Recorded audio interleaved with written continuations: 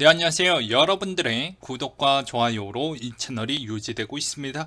네, 영상 속도는 1.5배를 추천드리는 바이고요. 네, 이번에도 어떤 소식이 나왔는지 같이 한번 내용을 보도록 하겠습니다. 네, 미국의 브레이너드 연준 부의장 지명자가 인플레이션 안정이 연준의 최우선 과제라고 발언을 하면서 시장을 계속 자극적인 멘트를 지속적으로 해주고 있다 라고 보시면 될 것 같고요. 인플레이션과 기대 인플레이션이 필요하다면 연준은 더 강한 조치를 취할 준비가 되어 있다라고 언급을 했고, 이전에 연준 보유 자산 축소 속도보다 더 빠르게 축소할 수 있다라는 이야기를 또 하게 되면서 전체적 시장에 또 영향을 주기도 했습니다. 그 다음으로 러시아 우크라이나 전쟁과 코로나19 중국 내 재봉쇄 조치 등의 공급망 변복 현상에 악화가 시키고 성장에 타격을 줄 수 있다는 분석도 내놓기도 했었고요. 캔자스 시티 연은 총재가 5월 FMC 회의에서 50bp 금리 인상을 검토할 것이라고 또 발언을 해주고 있는 실정입니다. 달러 인덱스 추이를 보게 되면 99.48을 기록을 하고 있는데요. 러시아 우크라이나 지정학적 리스크가 지속되는 가운데 연준 위원들의 매파적인 그 발언이 강도가 더욱더 세지고 있다 라고 보시면 될 것 같습니다. 금 가격 추이는 온스당 1922달러 선에 마감을 보여주었다고 하는데요. 브레이너드 연준 부의장의 매파적 발언이 나오면서 연준이 긴축 정책 속도를 가속화할 것이다 라는 영향성을 좀 끼쳤다라는 것과, 유가가 배럴당 101.96달러 선으로 마감을 보여주었다고 하는데요. 서방 국가들의 추가 제재가 나올 것으로 전망되는 가운데 코로나 재확산에 따른 중국의 상하이 봉쇄 조치가 지속되면서 수요 감소 우려가 부각된 점이 하락 요인으로 좀 영향을 끼쳤다라는 소식이 있기도 했습니다. 그 다음으로 카카오 계열사 통폐합해서 100개까지 줄여보겠다. 100개로 줄여보겠다. 연말까지 30개에서 40개 정도 정리가 아마 진행이 될 것 같다라고 하는데요. 이 점에도 좀 우리는 유출을 해볼 필요성이 있을 것 같습니다. 아무래도 이제 뭐 카카오에서 또 미는 블록체인 사업 부분이 어느 사업부 쪽으로 계속 통폐합이 되어 가는지도 봐야 되겠죠. 특히나 클레이튼을 들고 계시는 분들은 이 내용 정말 중요할 것 같다라는 생각이 들기도 하고요. 블룸버그 더 샌드박스 연대 신규 펀딩 라운드 추진 가능성이 좀 열려져 있다라는 내용이 나와주기도 했습니다. 더 샌드박스 경영진이 펀드 계획 및 인수 목표에 대한 세부 정보는 공개하지 않았지만, 과반수 이상 지분을 가진 게임 개발사 애니모카 브랜드가 소프트뱅크의 비전 펀드 2가 주도한 투자 라운지에서 9,300만 달러 조달한 바가 있었기 때문에 아무래도 이번에도 또 영향을 받지 않을까라는 생각과, 그 다음으로 이제 업비트 송치영 회장이 세계 코인 분야 억만장자 8위에 올랐다라는 내용이 나와주기도 했습니다. 하이브 투자 당시 두나무 170억 달러 평가를 받았고, 송 회장 지분이 26%로 순자산 가치가 37억 달러 정도가 된다고 하니까 대략 4조 원 규모라고 보시면 간단하게 정리가 될 것 같고요.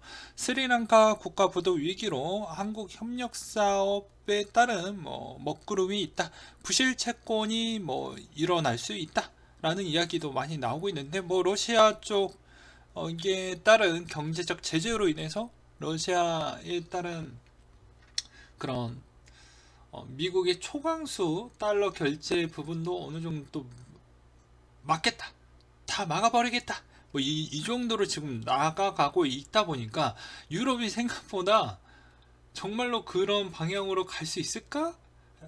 지금 되게 애매한 위치에 있는 것 같아요. 가면은 이제 어떻게 보면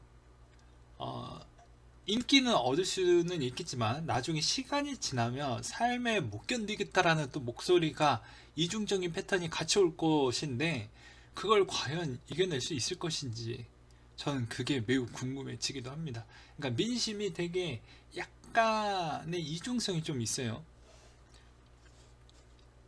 그런 이야기를 좀 드리고 싶었고요. 그 다음에 제2의 우한이 될 수 있다. 확진 8,000명이 넘은 상하이 의료 붕괴가 위기가 되어가고 있다.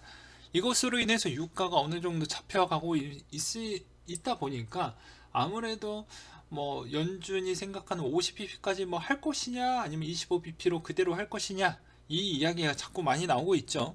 근데 역대 과거를 보게 되면 딱 한 번 빼놓고는 전혀 50bp 인상을 했던 적이 없습니다. 그 전에도 계속 말씀을 드렸기 때문에. 근데 혹시나 정말로 지금 대비 뭐 유가가 150달러 막 가버리던지 막 그랬으면은 또 모르겠지만 조그만한 가능성이 좀 있기 때문에 제가 100% 장담을 할 수는 없겠지만 현 상황으로 보았을 때는 그냥 예정대로 아마 그대로 진행을 하지 않을까. 왜냐면 연준도 스태그가 훨씬 더 무섭거든요. 오히려 인플레보다는 스태그를 훨씬 더 무서워하기 때문에 어쩔 수 없이 인플레를 약간의 용인을 하면서 또 세수도 인플레로 인해서 더 많이 거칠 거 아니겠습니까? 그래서 가만히 좀 그 부분을 조금씩 더디게끔 그렇게 좀 관리를 하지 않을까라는 게 저의 생각이에요.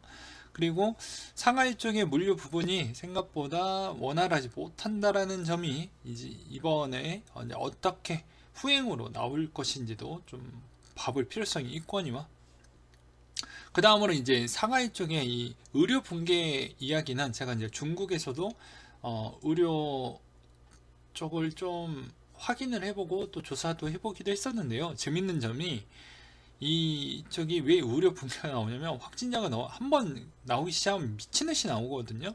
근데 의료진 수가 생각보다 부족하고 의료에 따른 그런 시설 부분도 생각보다 많이 부족합니다.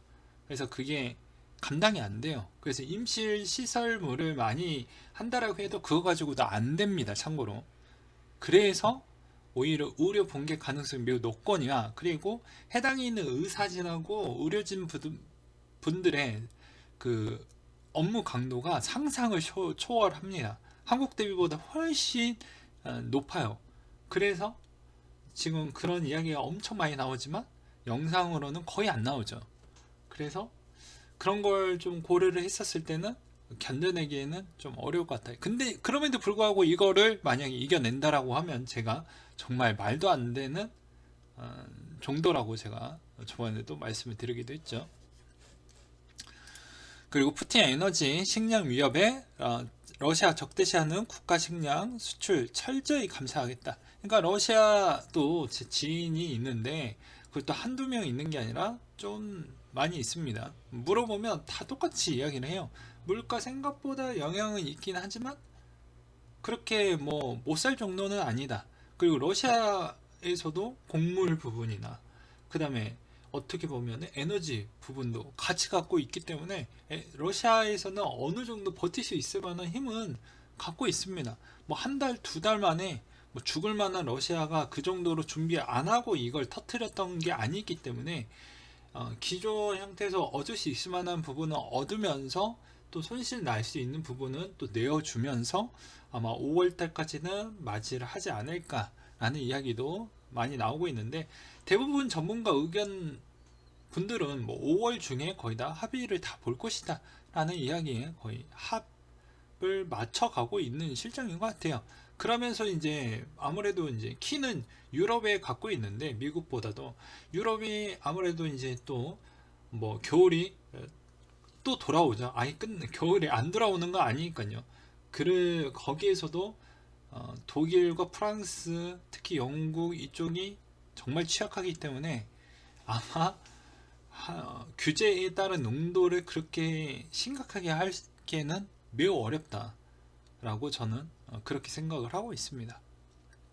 그래서 조건부를 아마 해주고 가장 피해자는 또 우크라이나가 뭐 영토 부분은 뺏길 것 같다라는 게 뭐 그런 것 같아요. 그래서 뭐 보여지는 게 되게 뭐 이상적인 형태로 생각하는 것보다, 도덕적인 형태로 생각을 하는 것보다 어차피 이런 국제적인 정서도 힘 있는 사람이 내가 쓸 수 있는 플랜카드가 훨씬 더 많이 있는 것이지, 힘 없는 자가 쓸 수 있는 카드는 매우 적다라는 점을 면밀하게 보여주는 측면이라고 보시면 될 것 같습니다.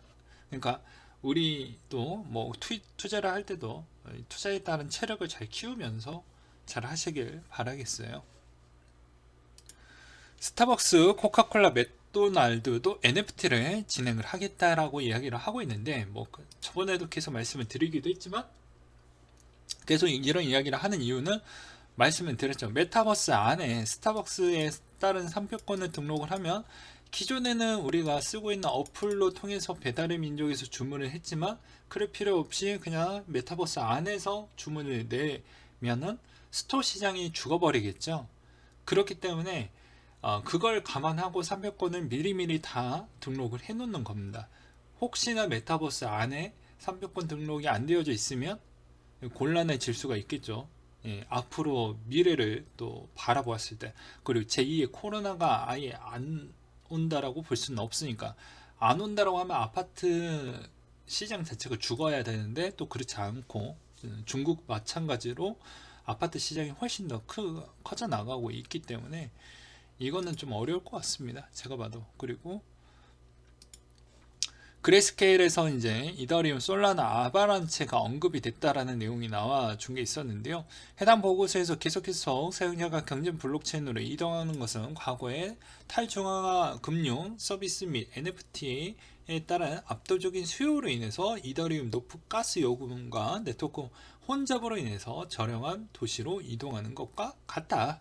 이 보고서에 빠르고 다양한 사례 중심으로 솔라나와 그리고 뭐 아발란체 부분에 따른 언급을 했다라고 하니까 아무래도 그레이스케일 자체에서도 어차피 이더를 좋아하시는 분들은 이더가 다 이렇게 다 가져갔으면 좋겠지만 저번에도 말씀드렸다시피 이더가 가져갈 수 있는 물량이 한계치가 있어요.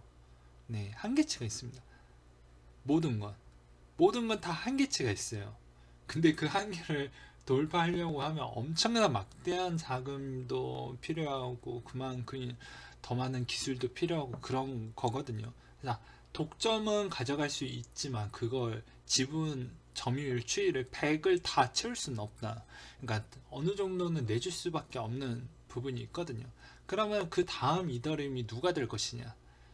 그 다음 이더리움은 또 누가 될 것이냐? 이것을 좀 바라볼 필요성이 있다라는 것이죠. 그래서 약간의 이제 솔라나와 아발란체 같은 경우에는 과연 이 솔라나와 아발란체 중에서도 가장 특징적인 요소로 좀 더 색깔 있게 성장하는 게 가장 괜찮을 것 같다라고 저는 좀 표현하고 싶습니다. 그리고 또 솔라나 아발란체가 앞으로도 뭐 더 잘 간다라고는 단기적으로는 볼 수는 있겠지만 또 거기에 따른 경쟁자들이 계속 나올 것으로 보여지기 때문에 이게 꼭 답이다 라고 끝까지 갈 것이다 이렇게 보기에는 좀 어려울 것 같아요. 그래서 단기에 뭐 2년 3년 정도 때까지는 뭐 좋은 성과를 낼 수 있다고 하지만 뭐 그 뒤에 서는 또 순위가 매번 바뀌기 때문에 장담할 수 없다라는 것입니다. 그래서 그때그때마다 우리는 매일 확인을 해야 된다라는 것과 7일날 앨런 재무장관이 가상자산 규제 연설을 한다고 하니까 이번에 어떠한 이야기를 할 것인지 좀 잘 들어볼 필요성이 있을 것 같습니다. 그리고 네이버, 카카오 가상자산 전진 배치를 통해 가지고 NFT 메타버스 연계의 주도권을 잡기 위해서 열심히 고군분투를 하고 있는데요. 네이버의 일본차 회사 라인을 통해서 블록체인 글로벌화를 추진을 하고 있고 링클 글로벌 거래소 추가 성장을 확대하고 있으며 실생활 링크 사용 경험 확장을 위해 결제 사업자와 제휴와 생태계 구축과 게임파이 사업을 개시를 하고 있다. 라는 점과 카카오의 메타버스 특화된 블록체인을 진화를 하겠다라는 것과 오픈 채팅 서비스 기반의 뭐 메타버스를 좀 해보겠다라는 게 좀 눈에 들어오기도 했습니다. 근데 카카오는 일단은 메타버스에 좀 힘을 더 많이 실어준다라고 볼 수가 있게 되겠고요. 네이버는 일단 확장성 부분으로 인해서 좀 가져가려고 하는 게 좀 더 눈에 들어온다라고 저는 설명드리고 싶습니다. 그래서 단기적으로는 이런 행동으로 보여주고 공통점으로는 어차피 메타버스 쪽으로 가는 게 최종 뭐 결승전이다 라고 저는 표현하고 싶습니다. 왜냐면 왜 결승전이냐면 일단 아직까지 성공한 메타버스 플랫폼이 없기 때문입니다. 코인 관련해서 뭐 지금의 뭐 샌드박스도 있고 디센트럴랜드도 있고 뭐 여러 가지가 있는데 일단은 주목만 받았지 그게 너무 좋아요, 너무 인기가 좋습니다 이렇게 보기에는 좀 어렵다라고 저는 표현하고 싶어요. 좀 더 다듬고 그 다듬은 상태에서도 또 대기업이 또 들어올 것이고 그 대기업에서도 치고받고 싸웠을 때도 당연히 꿋꿋하게 1등을 하고 있는지까지도 우리는 확인을 해볼 필요성이 있다라고 저는 설명을 드리고 싶고요. 그 다음으로 클레이튼 서상민 대표의 Q&A 정리 내용이 남았던 게 있었는데요. 가스비 매달 소각 예정과 네트워크 혼잡에 따른 가스비 적용을 하반기에 뭐 적용을 시켜보겠다. 그리고 이코노미 개편 준비를 하고 있다. 유통과 발행에 따른 변화가 있을 것이다 라는 이야기가 나왔었고요. 업비트 상장을 좀 노력을 하고 있다. 그리고 클레이튼 활용할 계획도 갖고 있다라는 내용과 그리고 도지 지갑으로 추정되는 부분에서 2억 3천만 불이 바이낸스 쪽으로 입금이 됐다라는 내용이 있었고요. 루나가 3만 비트코인이 있으며 딱 이로써 비트코인을 갖고 있는 물량이 3만 3천 개 정도를 채웠다라고 합니다. 그리고 아더가 이번에 하드포크가 하나 있는데요. 5월 1일자 근로자의 날인데 주말로 저는 알고 있습니다. 그날에 아더가 하드포크하는 날이고요. 텍사스주의 라레도 은행에서 직원들에게 비트코인 저축 계획을 제공하겠다라는 내용이 또 나와주기도 했습니다. 그리고 나라별로 소유하고 있는 비트코인 암호화폐 비율이라고 하는데 쭉 보면 덴마크, 케냐, 콜롬비아, 프랑스, 독일, 뭐 아르헨티나 뭐 등등등 해가지고 최종 인도네시아, 브라질까지도 있죠. 근데 이 순번은 역으로 한번 생각을 해보세요. 역으로 한번 생각을 해보시면 정말 재밌을 것 같습니다. 오히려 비중이 높다라는 측면은 여러 가지 이유가 있겠죠. 이게 이 국가에 따른 통화 가치가 많이 훼손이 됐을 수도 있고 선진국인데도 불구하고도 그만큼 암호화폐 비율이 높다라는 건 US 같은 경우에는 높다라는 건 그만큼 투자적 가치로 많이 갖고 있다. 그래서 이거를 하나의 지표로 해석하기에는 좀 어렵고 여러 가지 각도로 해석을 해볼 필요성은 있겠죠. 그래서 어떤 지표와 대조를 해서 해석을 할 것이냐 그런 것도 생각하는 힘을 좀 키워주는 부분으로 또 많은 도움이 되겠죠. 앵커가 마스터카드와 협업을 하겠다라는 것과 비트코인 컨퍼런스가 이제 곧 진행이 되는데 좋은 이야기가 많이 나왔으면 좋겠습니다. 그 다음으로 이제 바이낸스에서 두바이 맞춤형으로 암호화폐 기업 유치를 좀 해보겠다라는 것과 브레이너드 연준 부의장이 계속 나는 묻지마 나는 아주 매파적으로 갈 거야. 그리고 이제 FMC 연설 부분에서 브레이너드가 이제 쭉쭉쭉 있죠. 쭉쭉쭉 있는데 여기에서 이제 윌리엄스 비둘기, 하커 매파, 블러드 아주 강한 매파라고 되어져 있습니다. 그래서 여기에서 연설에 따른 영향으로 6일, 7일, 8일 이런 형태로 있기 때문에 이 점도 참고하셨으면 좋겠고요. 하락에서 일어난 상황으로 뭐 크립토 퀀터에서 나왔던 여러 가지 지표가 있는데 간단하게 내용이 정리가 됐던 걸 보게 되면 비트코인 네트워크를 통해 전송되는 물량이 급증이 됐고 마이네비 비트코인 컨퍼런스에 따른 움직임으로도 봐야 되지 않겠냐 라는 이번에 컨퍼런스 부분이 이제 진행을 하니까 그리고 장기 홀딩에 따른 거래소 유입이 증가가 됐고 매도 압력이 증가가 됐다. 그리고 미결제 약정과 레버리지 비율에 따른 증가로 인해서 선물 베팅이 증가하고 거래소에 있는 비트코인 물량 대비 베팅이 많았다. 그래서 변동성이 좀 더 많이 나올 것으로 보여진다라는 의견이 있었습니다. 그 다음으로 앨런 머스크가 트위터 투자에 9천억 원을 벌었는데 이게 오랫동안 투자를 했다라고 하더라고요. 분할 한 방에 샀던 것도 아니더라고요. 확인을 해보니까 계속해서 오랫동안 또 샀는데 수익성이 꽤 많이 나왔다라고 합니다. 되게 웃기죠. 그리고 이제 경영권의 참여 의사도 밝혀서 과연 어디까지 이제 움직이게 될 것이냐도 봐야 되는데 코인 시장은 그래도 건들지 않을 걸로 보여집니다. 왜냐면 워낙 이제 코인을 앨런 머스크가 좋아하기 때문이죠. 그리고 과거 발언도 마찬가지고요. 네, 오늘 내용 이 정도로 한번 준비를 해봤습니다. 지금 시장에 있는 분위기를 보게 되면 되게 좀 조정을, 알트코인은 좀 많은 조정을 주고 있고 비트코인은 좀 원만한 형태를 보여주고 있는데요. 아무래도 계속 눈치 보기 부분이 아마 4월 달까지는 좀 이어졌다가 5월 달에 방향성이 잡힐 것으로 보여지기 때문에 4월 달에는 저는 추가적인 매집은 없다라고도 계속 말씀을 드렸습니다. 5월 달 보고 판단해 보겠다라고 말씀을 드렸기 때문에 이 점도 참고하셨으면 좋겠고요. 그 다음으로 알트코인에 따른 호재성 내용이 상반기에도 꽤 많이 있기 때문에 특징적인 부분에 캐치를 잘 해서 투자에 임하셔서 그때그때마다 수익성을 좀 챙겨 먹는 전략도 괜찮을 것 같다 라고 저는 표현하고 싶습니다. 그래서 전략적으로 잘 대응을 해보시길 바라겠고 이상으로 마치도록 하겠습니다.